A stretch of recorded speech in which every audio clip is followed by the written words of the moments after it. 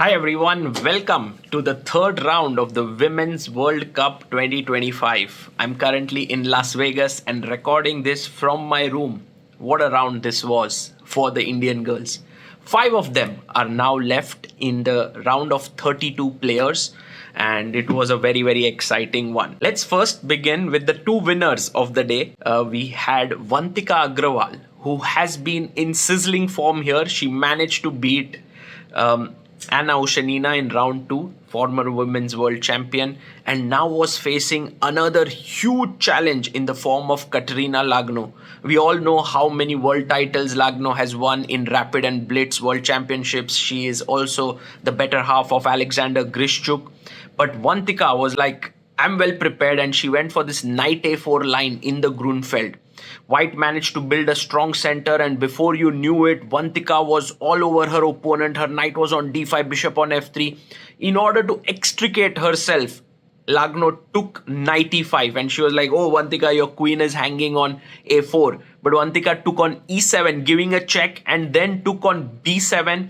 And then at that point, you could not take king e7 because of bishop g5 check. And so she had to take on e5, knight c6. And before the everything settled down, White was a piece up, and Vantika managed to score a very important win. She now takes 1-0 lead in the match, and if she continues well in the second one, she might be able to make it to round of 16, which would be a huge achievement for her.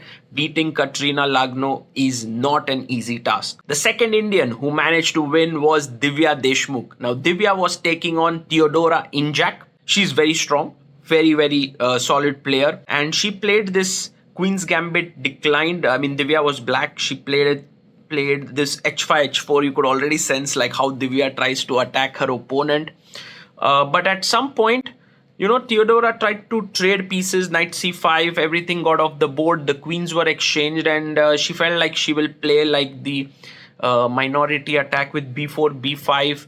But Divya held everything on the queen side and then started, to put some pressure. I think White's move g4 wasn't great, because after hg3, the h3 pawn became a weakness. Divya instantly moved her rook to the other side, and actually, without much of an effort, she managed to create this counterplay by taking the pawn on d4 with her rook, and then the knight jumped in, and then f2 pawn fell, and then when the pawn came to f4, it was complete domination. d3 bishop fell.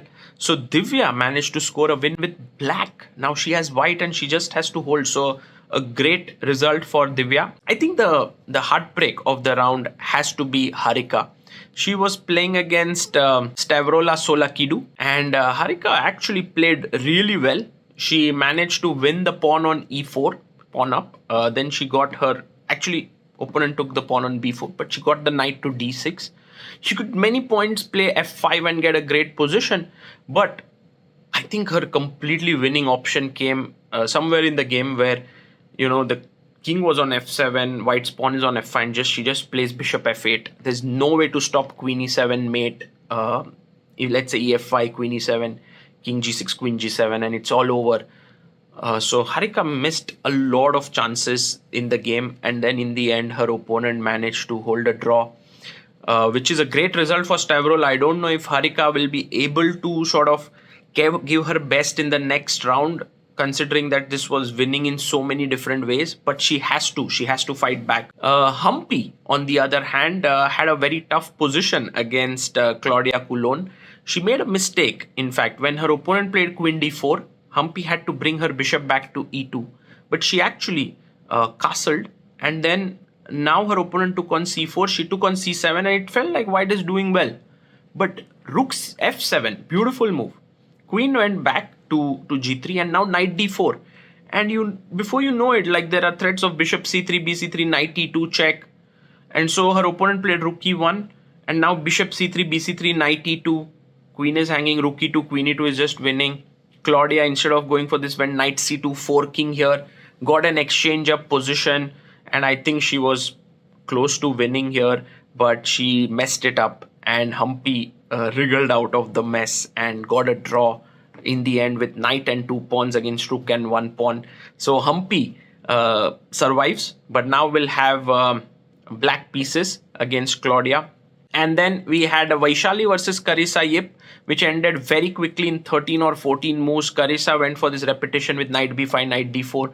I must say that this should be a very good thing for Vaishali, because with black, if you can make a draw so easily, then with white you can definitely press against a player like Carissa. So pretty good round, I must say, for Indian girls. And I'm hopeful that all 5 of them can advance to the round of 16. That would be something. But as of now, we have 3 draws and 2 wins. And let's see what the second game brings. For now, this is Sagar Shah signing off. Bye bye.